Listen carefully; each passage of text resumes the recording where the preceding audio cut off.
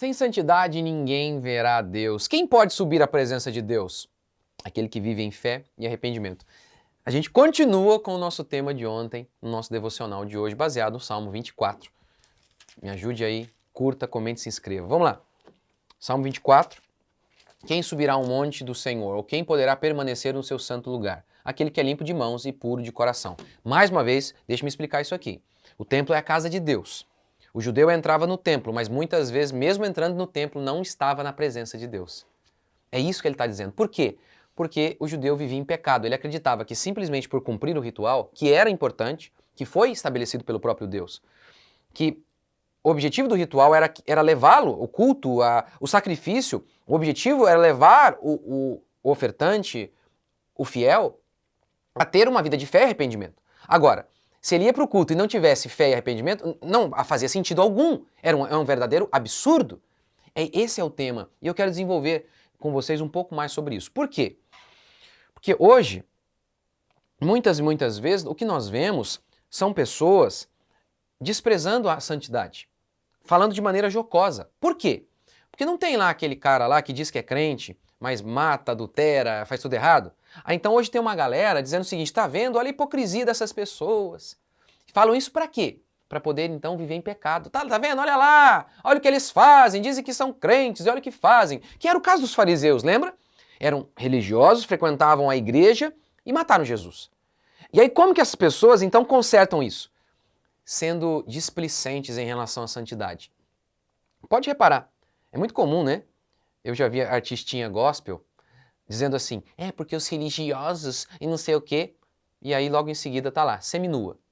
Então, ou seja, usa o pecado desses homens para justificar o pecado delas. Nós muitas vezes fazemos isso.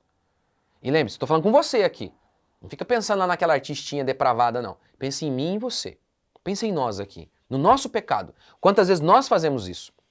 Então, este texto é um chamado ao arrependimento. E esses homens, esses crentes modernetes que dizem isso, esses religiosos que só ficam preocupando com o pecado, lembra? Eu falei sobre isso ontem. E aí eu falei, olha, pecado é não amar. Como que nós não vamos nos preocupar com o pecado? Não é? A Bíblia não diz que a lei se resume em 2 mandamentos? Amar a Deus e amar o próximo? Sim, a lei se resume em 10 mandamentos. A primeira tábua dos mandamentos se refere aos mandamentos contra Deus. Amará o Senhor teu Deus, não faça imagem, guarda o sábado, por aí vai. Depois, a segunda tábua, relacionada ao amor ao próximo. Não mate, não roube, não minta. É óbvio que todo pecado é contra Deus. Por quê? Porque pecar contra a criatura que Deus fez é pecar contra o Criador. Mas enfim, por isso então Jesus resumiu a lei em 2 mandamentos. Amar o próximo, amar a Deus e amar o próximo. Porque se você ama o próximo, você não vai matar o próximo. Pois bem, os religiosos só ficam preocupados com pecado. Não, olha, eu estou apenas preocupado em amar a Deus. Mas o pecado, não amar a Deus é pecado. Então se você está realmente preocupado em amar a Deus, você está preocupado com o pecado. E a gente tem que estar preocupado com o pecado. Se você diz que ama o próximo, então você está preocupado com o pecado, porque pecar é não amar o próximo. Então, por exemplo, na minha família, os meus filhos, quantas vezes eu tenho que pedir perdão? A gente, essa semana mesmo, nos reunimos lá, acho que eu contei para vocês aqui, nosso cultinho, em casa, oramos, choramos, pedimos perdão uns aos outros, confessamos nossos pecados diante de Deus. E o tempo todo há uma preocupação no meu coração. Eu estou correto? Eu fiz corretamente com meu filho? Eu fui justo? Senhor, me guia. Eu estou sendo correto? Eu estou sendo correto nos meus vídeos? Me ajude na minha igreja.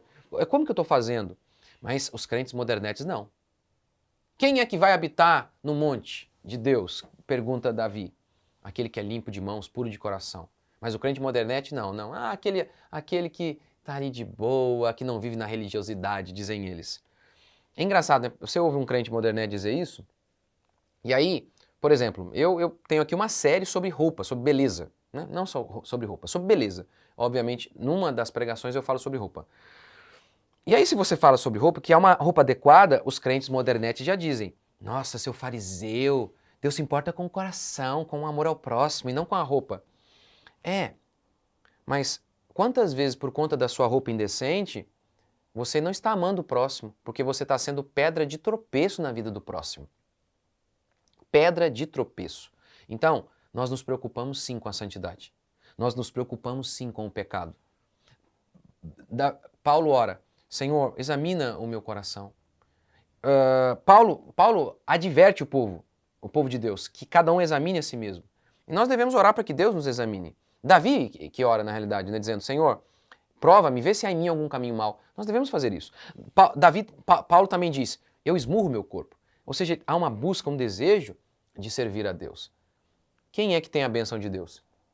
Quem é que de fato pode habitar na presença de Deus? Aquele que apenas frequenta o culto tem que frequentar, hein? Não, você pode frequentar o culto como o judeu frequentava. Você entra no templo, mas não entra na casa de Deus. E como que entramos? Fé e arrependimento. Fé e arrependimento. E é constante. Todos os dias. Por que tem na oração do Pai Nosso confissão de pecado todo dia? Tem que orar todo dia, não tem? Todo dia tem que confessar pecado. Todo dia temos que lidar com o pecado. É do diabo. Essas ideias de que, não, estamos na graça, não se preocupe com o pecado. Isso é demoníaco. Né, alguns chamam isso de hipergraça. Eu fiz um debate aí com o Vitor Azevedo esses dias sobre isso. Isso é uma heresia. Isso é maligno. Vamos orar? Senhor Deus e Pai, te agradecemos por mais um dia, bendizemos o teu santo nome, que o Senhor nos dê graça, nos fortaleça em mais um dia.